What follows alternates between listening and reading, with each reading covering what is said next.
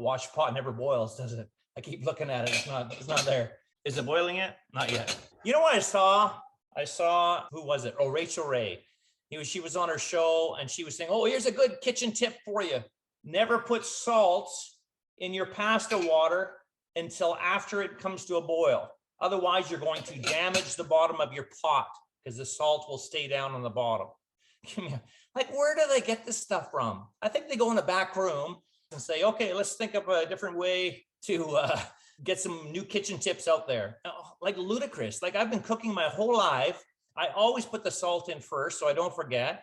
And I've never ruined a single pot. And you know what? I bet you people are on there. Oh, I never thought of that. I'm going to do that. Yay, Rachel. So come to the Chef Dev Zoom classes. I'm not going to steer you wrong. And if I ever say anything that you think is incorrect, I invite you to call me on it. Okay, folks? So we can have a good discussion about it. And I'm there to discuss things with you instead of just feeding you garbage, right?